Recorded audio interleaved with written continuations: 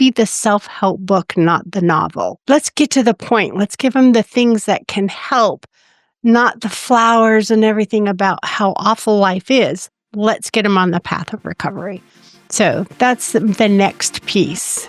Most hosts never achieve the results they hoped for. They're falling short on listenership and monetization, meaning their message isn't being heard and their show ends up costing them money. This podcast was created to help you grow your listenership and make money while you're at it. Get ready to take notes. Here's your host, Adam Adams. Hey, podcaster, it's your host, Adam A. Adams, and we are joined again with Laura Jane Layton. If you want to hear the last podcast episode she was on, that was episode number 357, and we have linked that episode down in the show notes so you can connect with her there. Also, her bio is down in the show notes. Her podcast is down in the show notes. And any social media that she wanted you to have is already down in the show notes. So you can go there. What are we talking about today then? We are talking about a checklist for your podcast. And what I loved is I was recently on her podcast. And as we were doing everything, she was very professional, more professional than me. And I was inspired and I loved it. And I thought, this would be good for not just me, but maybe I can pick her brain over a podcast and share it with you. So welcome to the show, Laura Jane Layton. We're going to be talking about checklists for your podcast. I'm going to call you Jane or Mom. That's fine. That's my mom, everybody. I'm going to call you Jane for now, so it's not as weird for the listener. And we're going to jump into the checklists. What made you come up with having a checklist? Why did you even decide to do it? You know, initially, when I first started my podcast, I always felt like if I had a problem with it or there's a couple I didn't want to air, how do you share that information after the fact? And I started thinking, if I just tell them up front, if I just tell them before we even get started. So, I know a lot of people book 2 calls. I book 1. I got 90 minutes and you're going to be there for 30 minutes of checklist and then whatever we record. But this way I put everybody on the same page walking in. And one of the things that I would get so frustrated is like, I told you about my listener or my avatar and you missed it. So I started really delving into that a lot. Like that is the most of my podcast and of my check sheet. And what I found in the end is I started getting better results. There was less that I was frustrated over, because people got what I was expecting and followed through. Not all of them, because we all have our own way, but for the most part, I get better results. So I didn't know if you would want me just to go down through my checklist and tell people what I have on it or your listener, or if you would like to talk about why I put each thing on. Well, let's start by going through the checklist and then I'll probably ask why, especially when I think that I don't understand or if I think that it's going to help the listener. The first thing on my checklist is how to pronounce somebody's name. And the reason I do, and I cheat, I only introduce first names and I tell them it's because I want it to feel friendly and I don't call my best friend, Dr. Henry George or whatever. I just call him George. I just call him whatever it is. We're going to redo this episode. Here we go. This is Jane. Oops, I already made a cardinal sin. No, it's not it's the feel for my podcast. Other people want the prestige and the well-known people that impress. But I just want friends that want to sit down and really just chat. That's what I start out with. And I say, I'm not going to read your bio. We're best friends. So it's in the show notes, and that's what the listener will hear. So those are the first 2. And then I jump into my avatar and I tell them their age, their marital status, and then, their income levels and the things that, it's like, they make enough money. I don't have to worry about what they're spending their money on. I'm not having to teach them financial stability. This is somebody who doesn't identify with their trauma. So many people want to talk about trauma. They have it. They don't identify it with. Some people want to talk about working parent. They don't identify as a working parent. They identify as a professional. So we talk to them as if they're at the workplace, not at home.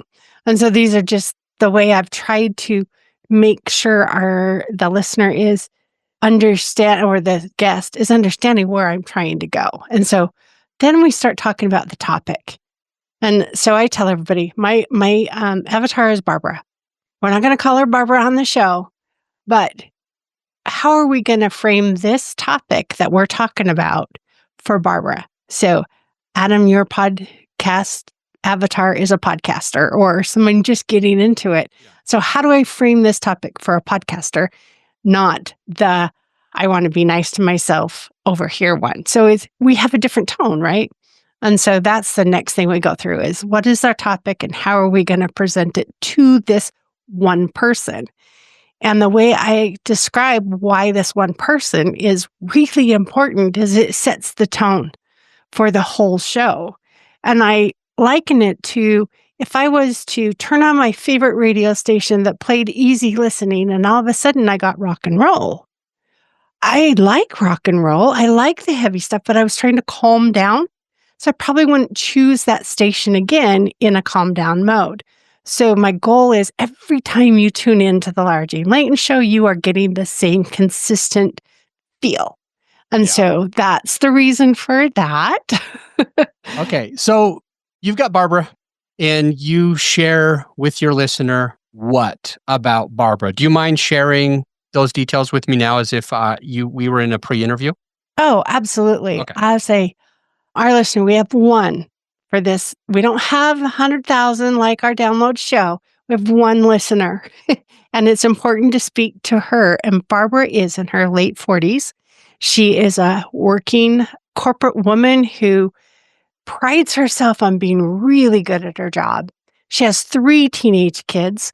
So she's pulled between college visits and college prep and driver's ed and all of the events and proms and dances that our beautiful, wonderful teenage kids get to go through. She's married. She's on her second marriage.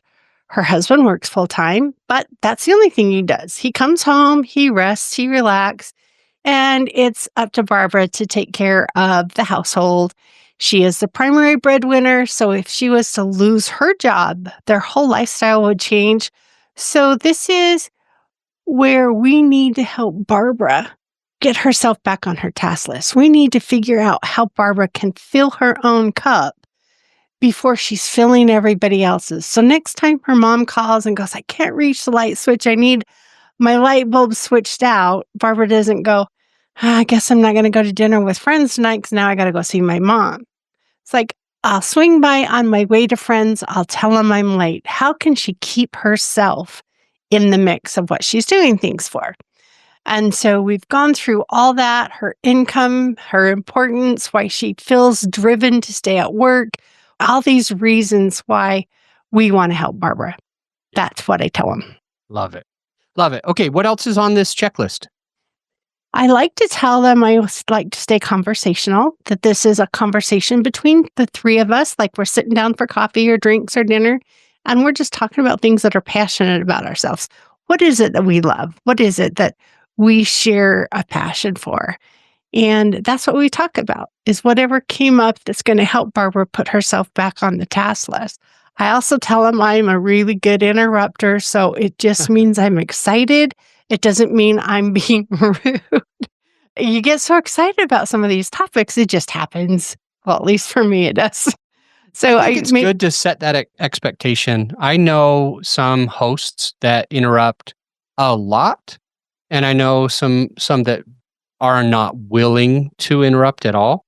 I interrupt, and sometimes I've done this more than 1,000 times, and still, when I interrupt somebody, I have this thing in the back of my head that wonders, are they going to be sad or offended? Or are they going to think that I am cutting them off because I don't like what they're saying? Or, I still have those things going through my head. But I've already said it, so when I do it, I don't have to worry about it. Yeah, and sometimes I know when I do it, it's a lot thinking, hey, what's the listener getting out of this? And how do we make sure the listener keeps getting that information, or I might think, I bet the listener's wondering about that question. What does this acronym mean that this person keeps using? Then have to say, hey, let me interrupt you. You've used this acronym. What does it mean? And I had this tech whiz on yesterday, and the acronym was just CPU. And I'm like, what the heck does that mean? I don't know what a CPU is. You And didn't if yesterday, now I you didn't, do. yeah. And if I didn't know, there would be at least one other person that didn't know. Even if I had, let's just call it 1,000 listeners, and 999 of them were just way smarter than me. They already knew what a CPU was. Good. Awesome. But there's still one. There's different reasons to interrupt. And I love that for you, this is kind of like ahead of the time. Hey, here's some reasons why I would interject. Here's some reasons why that I'm doing this. This is what I'm wanting to happen. And I do it a lot. So don't be offended when I do. Or just don't be surprised. Don't be surprised. I can't change the way you're going to react, but I can definitely help you react differently. I like that. There's a few phrases that just drive me nuts. And I sometimes bring these up and I sometimes don't. There's the two.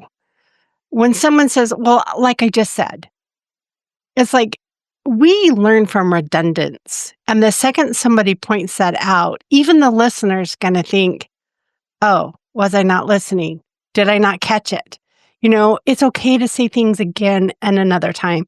So it just strikes me funny when someone's like I just said.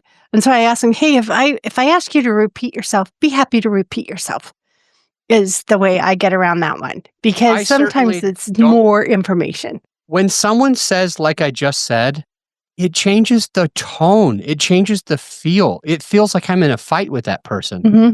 I'm like, whether this is on a podcast or somewhere else, if I want more detail and they start that sentence off, well, like I just said, then I'm like, oh crap, now we're in a fight. Now we got to put our gloves on because for some reason, they're not willing to say it in a different way that is going to help me understand. So you mention that to them as part of the checklist. Mm-hmm. That's good. Because a lot of people do that. A lot of people. It doesn't stop them from it doesn't stop everybody from doing it. Okay. But it at least calms it down. And when they do it, they think about it. Other one that is my pet peeve is if you're listening. I'm sorry that Obviously, if person did not even show up. If you're the person on the other end is listening. And so that's the other one that drives me nuts. So I go over both of those. The next thing on my checklist is to ask people to be inclusive. Now, I also quantify it with my version of inclusive. I don't care where Barbara's going. I don't care what path she wants to take. I want to help her get there by showing her things she may stumble with so she can choose to go around them if she wants or to stumble. But it doesn't matter. She wants to be the CEO, the janitor, the garbage man. I don't care. This is going to help you on your path. If you want the scenic route, it's still going to help. If you want the freeway, it's still going to help. What can I do to help? I have a random interruption question. Okay. Do they call them garbage men now? Because they changed like flight attendant. They changed stewardess and steward to flight attendant. And they changed. I have no idea what they're called now. Waiter to server. And they changed workman's comp to workers' comp. I'm wondering, do they still say garbage man? Garbage collection. Garbage collector. Mm-hmm. Okay. That might be it. Okay. All right. So now we know how to be more inclusive than we were before. But like I said, that's the gender part and all that. It doesn't matter. I don't need to point it out one way or the other. I just need to help you get there. So that's my version of inclusive for the podcast. Do you want me to keep going? Yeah, I want you to keep going. The next thing on my checklist is in the guest agreement that I send out to everybody. It says they will not do personal promotion. And so they've already committed to that. This is where I dial it back. Barbara needs to fall in love with you. She needs to know why she wants to listen to you. She needs to know what nuggets and how you learned your nuggets. She just doesn't need a 30, 40-minute infomercial where she gets nothing unless she bought your book. So that's So good. my dial back. Like, yes, share who you are, what you do. It's just not the only thing she's going to get out of this. I'm 100% with you, and I hope that the listener who's a podcaster takes at least that piece of the checklist with them. The first one was important too. The very first How to part of the pronounce your checklist. name? Yeah. How many times have I started? It's embarrassing because it's more than 15 and it still happens. It becomes a time where I feel very self-conscious. I'll jump in and say, welcome, to the podcast on podcasting, or hey, podcaster, it's your host, Adam. And today I'm with Laura Jani. How do you say your name? Oh, Laura Jane Layton. Okay. And I stumble on it.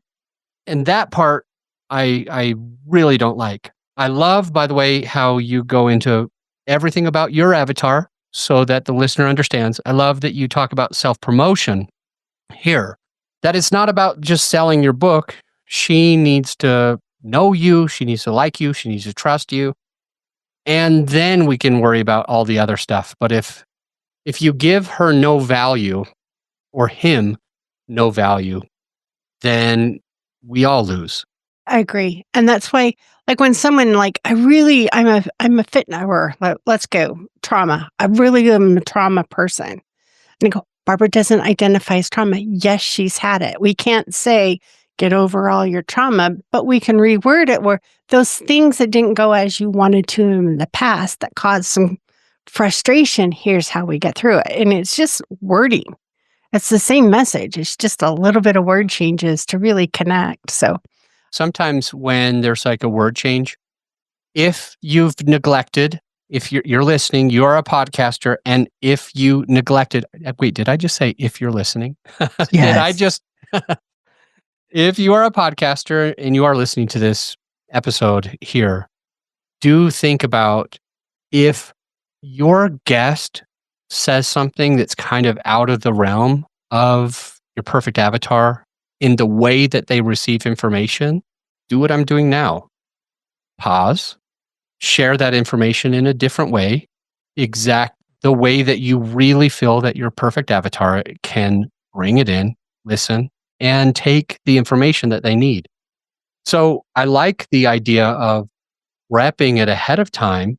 However, you might miss the boat, or your guest might miss the boat. And when that happens, it's still okay for you to say, going to Jane's example, she's talking about somebody who's talking about trauma, but in her case, she already knows that her perfect avatar doesn't really identify with somebody with trauma.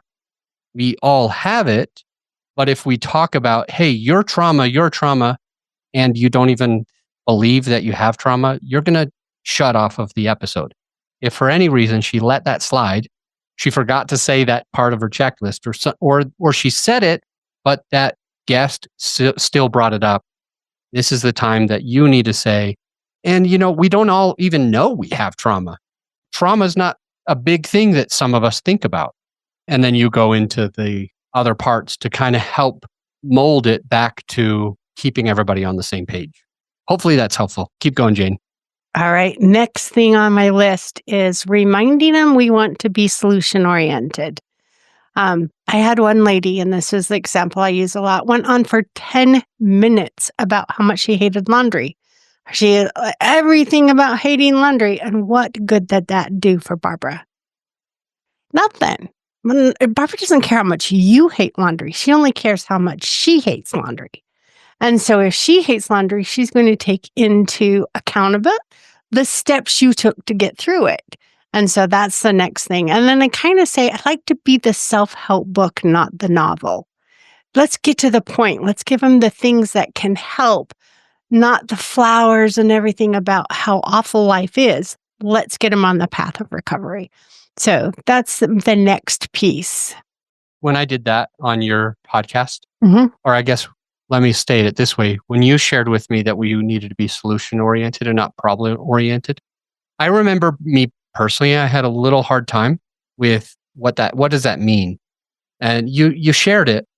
And my thought was, well, how am I going to share that there was a problem if I'm not allowed to share anything about the problem?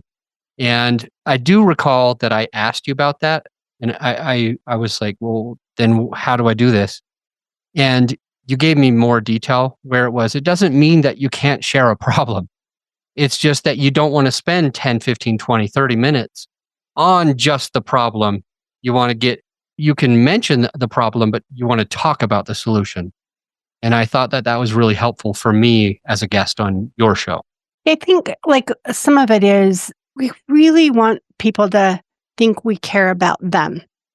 And when we spend 30 minutes talking about me, they don't think you care about them. So it's get past the point. And I think one of your questions was, I love to tell stories. They help bring it alive.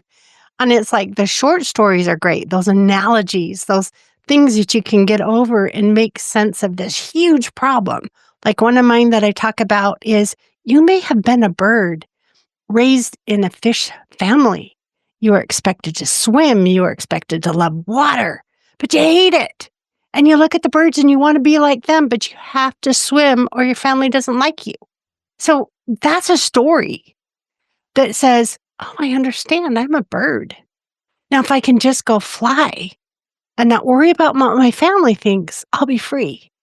And so that's a story that takes seconds versus 30 minutes of how a coincidence happened in my life.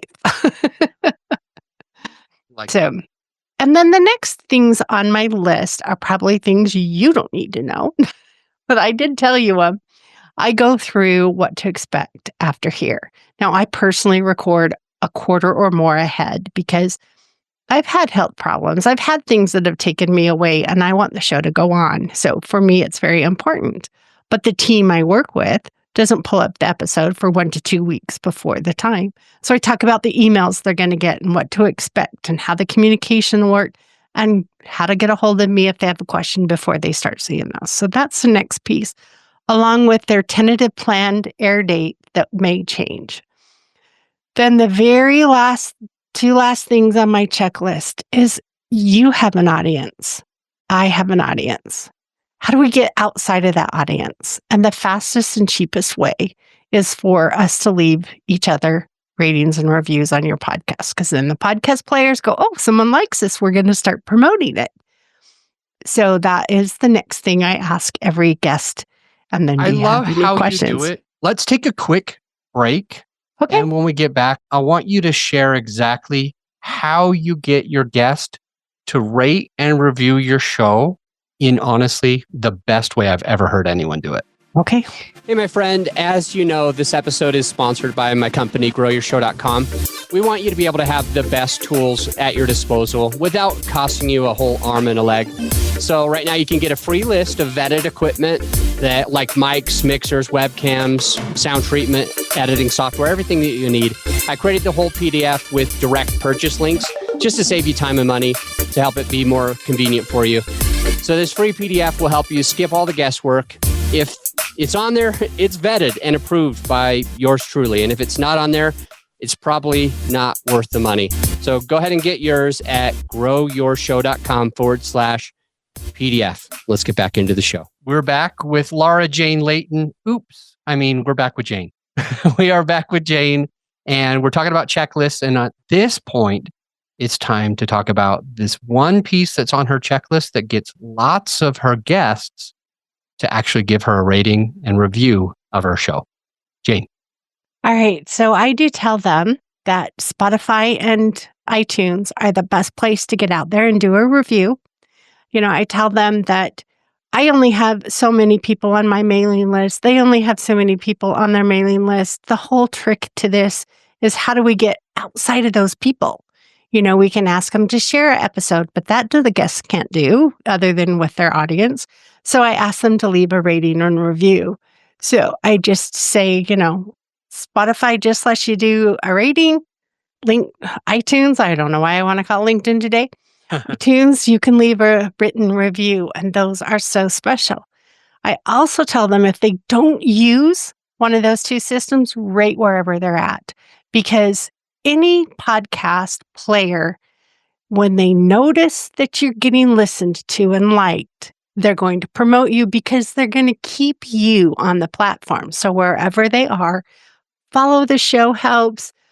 But I do. And I have had, I don't have tons. I don't know what tons of rating and reviews are. Normal is 10. I have about 31. 10% is 30.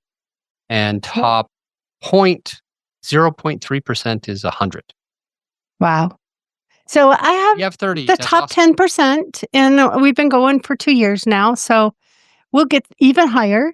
But for now, that's where we're at. Jane, I want to practice and I want you to coach me. Okay. So this is me telling my guest that they should rate and review the show. And it's not going to come across as a completely selfish thing where, oh, he just wants me to rate and review his show. What a selfish a-hole. So I'm going to try it. I'm going to try it your way, and you just tell me what I could do better. Hopefully the listener get something out of it as well. So I'm going to pretend like I'm interviewing you, and we're just in the pre-interview. I've got a question. When do you ask them to do this? At the very end after. It's while you're talking? Yeah. Or After is it weeks before you record? So I do the 90 minutes. I don't do a pre-call and then a call. Okay. If in that first 30 minutes we don't like each other, we've hung up. Yeah. So and I've done that a few times, and I encourage the listener, another podcaster, to do that as well. I love that. Okay. So this is in the part of the interview, and the listener could take that where it's a pre-interview as a different time, or they could take it as, hey, I'm doing my today's checklist. Yes. And as part of this checklist, here we go. Jane, one thing that is going to help you get in front of the most amount of people is going to be to rate and review the show just with an honest rating and review, whatever you really think about the show. You could do that on iTunes or Spotify if you have them. If not, do it wherever else you've got that. Here's the thing. You only can get as far as your email list. I can only usually get as far as my email list. The people that are already listening are going to listen. And if you want even more people to check out this podcast episode to gain you more traction, one thing you can do is give an honest rating and review of the show. That'll boost the show's analytics, and that will help you and your podcast get in front of even more people than are listening today. I think you did perfect. Okay. Awesome. You even went into more detail than I do. So, okay. But I would say close to 50% of my rating and reviews are my guests. So it's help. Yeah, definitely. I like that. And then you end with asking them if they have any questions for you? Yes. It's like, I'm sure, I try to answer all the questions I think are coming, but do you have any questions at this point? And is that ever a bad thing? Can anything bad come or awkward come from you saying to your guest, do you have any questions before we start? It hasn't so far. People have asked me, why do you do this? What is it? And they're all good questions. They're all getting to know each other better. And if you just look at it as they're just trying to understand, that's opening the door for them to feel comfortable. So to me, it's important. Wait, you said comfortable with 4 syllables. I thought are you a 4-syllable or 3-syllable comfortable? Must be 4. Comfortable. And I've got a listener right now being like, no, it's 3 syllables for sure. Comfortable. Comfortable. Well, egg, leg. Oh, those are 2 different things. Eggs and legs. Legs. Egg and egg. Egg and egg. Egg. We all say things different, and it's okay. All right. Let's go here. Would you speak with the listener for a minute to 2 and just say things that we should put on our checklist? So if the listener's got a notepad ready to go, or they're going to try to memorize this, that they can say, yeah, these are some things that are very important to me to have on my checklist. before I even record.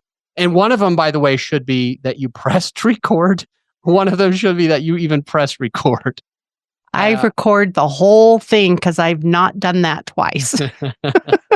All right. So turning it over to Jane, what are the pieces to the checklist that you think we need to really Well, I could go through the checklists that I have hidden that are my personal things before, but these are the checklist with the guest that we've been talking about. Yeah, why don't you do both? Would you please go through both of them? Yeah. The hidden one, if you don't mind. I don't mind. The one that you go through with the guest. And yeah, that'll be a lot of fun. I think she's pulling it up. I'm trying to get it to unhide. There's 10 things hidden here and it's not letting me do it. There we go. Okay. Verify my sound. I have gotten kind of sloppy with this because it's usually set up right. But like earlier today, Adam says, bring your mic closer. I hadn't done it. So verify the sound. And that's that I can hear Adam and I can hear me in my headset at about the same volume. Then I do the camera placement. So I'll wiggle my camera. I try to make it a little bit different each time just because I don't know why I'm weird, but it's just like if I record 4 today, I'll move it just a little bit.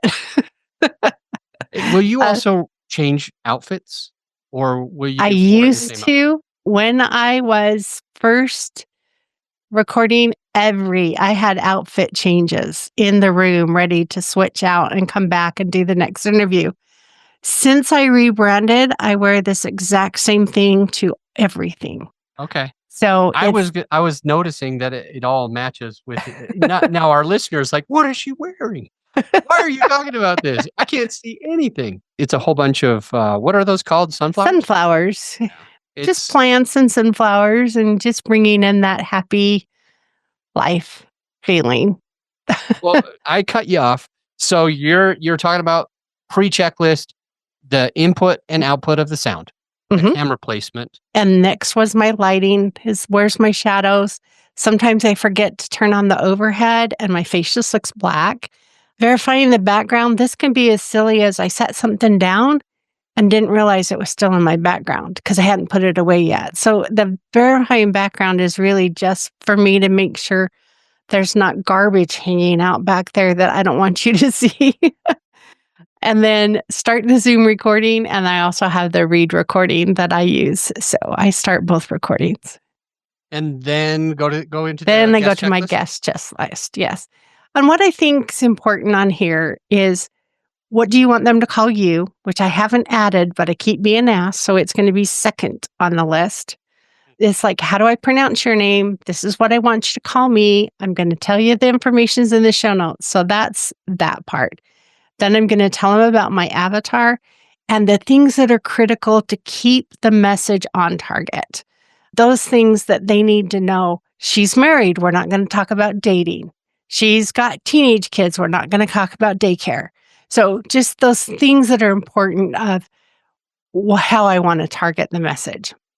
Then the topic verification to make sure it matches that avatar that you're working with.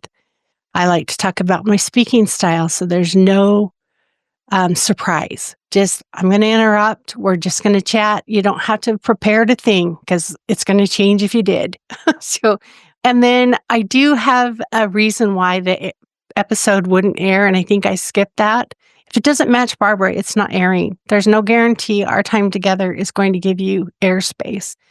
And if there's excessive edits, if I find that we've had so many interruptions in the internet that I can't piece it back together, I'll give you an option to re-record, but it's not airing. So that's what those are for. And then I talk about make sure we're talking to a single person, words to avoid or phrases to avoid, things to make the listener tune in. I don't want them to think that they're in an audience of 100,000 people and you can just tune out, kind of like when you go to some of those big seminars and you tune out for a while. I want them to feel like they're being talked to.